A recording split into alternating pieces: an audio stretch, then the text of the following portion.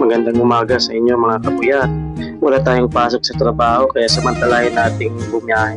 Ganito pala routine ko kapag bumiyahe. Una, maliligo. Kasunod, maghanda ng mga gamit. Namiss ko lang bumiyahe ng madaling araw. Tara, samahan niyo ako. Medyo tahimik pa sa labas kaya samantalahin natin na wala pang traffic. Alas 3:30 pa pala to ng madaling araw. Dito pala, dumiretso muna ako sa aking mga katrabaho para makapagkwentuhan. At pagkatapos nun, gapang na papuntang Timog. Panigurado, marami pasahero doon. Papunta pa nga lang sana ako doon sa magandang spot pero may pumasok na booking. Dito lang din sa Timog. Pagdating ko nga dito sa pickup, naghihintay na pala si ma'am. Ayun, binigay ko na yung shower cup. Nag-offer pala ako kay ma'am na ilagay yung dala niya sa compartment ng motor pero sabi niya okay lang daw. Ang destination po pala ni ma'am ay sa La Loma lang, within Quezon City lang din. Ito pala ay may layong 5.7 kilometers, malapit lang din. Ang pamasahe po pala dapat dito ni ma'am ay 83 pesos pero binigay niya ay 100. Kaya may tip tayo na 17 pesos kay ma'am. May bariya ka po ba sa 500? Ay ma'am, nagbablog pala ako para makita sa video, okay lang. Okay lang. At yun nga pala, nagpaalam ako kay ma'am kung okay lang makita siya sa camera. At sabi naman ni ma'am okay lang daw. At pagka-drop ko kay ma'am may pumasok pa agad na booking. Di lang kalayuan, dito lang sa Sampaloc. Ang destination pala ni passenger ay sa Diliman, Quezon City lang. Malapit lang sa City Hall. At binigyan ko nga siya kagad ng shower cup at helmet. Ito pala ay 8.1 kilometers na biyahe from Sampaloc to Diliman, Quezon City. Pamasahe ni sir ay 106 pesos. Vlog na pala ako, pero okay lang makita.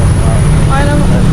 At gaya ng mga ginagawa ko sa ibang passengers, nagpapaalam ako kung pwede ba isama ko sila sa vlog at pumayag naman.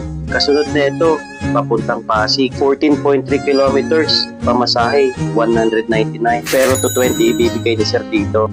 Medyo na traffic pa nga kami dito sa flyover ng Camp Crame at sa wakas nakarating din. Sir, nag-vlog ako sir, pakita ka sa road camera, okay lang. Sige sir. Etong kasunod na pasahero pala, naligaw pa ako papunta sa pickup niya. Morning ma'am. Pasensya na po ma'am, doon ka ako galing sa kabila eh. Huwag kong dumiretso dito, sarado pala. Wala po kasi silang daan. Kaya nangingi ako ng dispensa kay ma'am dahil naghintay siya ng ilang minuto. Kasi para sa akin, hindi nakakabawas ng pagkalalaki kung manghihingi tayo ng dispensa kung kasalanan talaga natin. At si ma'am naunawaan naman niya. Etong biyahe pala namin ay galing Pasig papuntang Espanya Boulevard. May layong 15.8 kilometers at ang pamasahe ni ma'am 221. Nag-vlog po. At dito sa mga video ko, hindi ako magsasawang manghingi ng permiso sa mga pasahero na isama sila sa vlog. Pagkatapos ko pala i-drop si ma'am, naghanap muna ako ng malapit na parisan para kumain kasi gutom na ako. Along Espanya Boulevard lang din ang parisan na to. Panigurado ako sa mga riders dyan, alam to.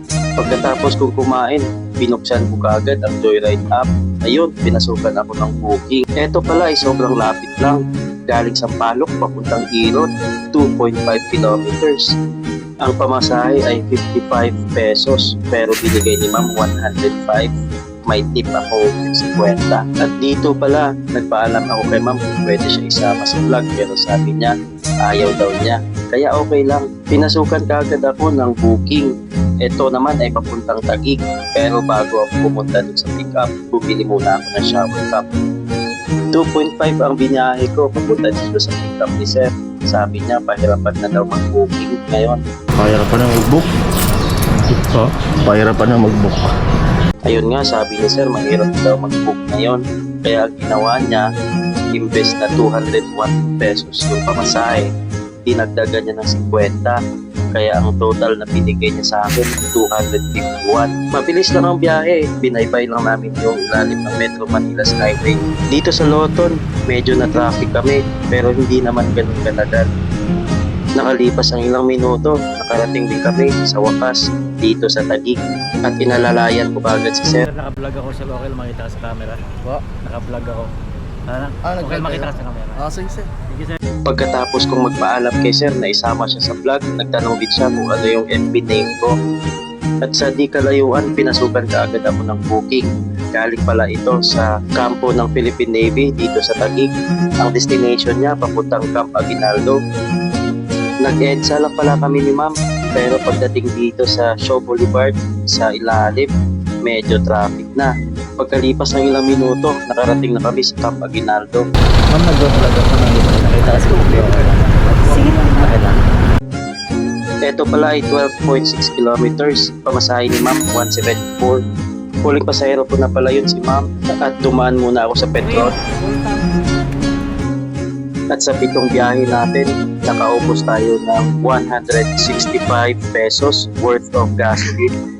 Sa pitong biyahe, kumita tayo ng 1,177 pesos. Ang gas natin ay 165. 65 pesos din sa pagkain. Ang malinis na kita natin, 947 pesos. Hindi na masama sa 5 oras na biyahe. At hanggang dito lang pala muna ang aking vlog. At pa-like, share, and follow naman sa ating vlog. Maraming salamat.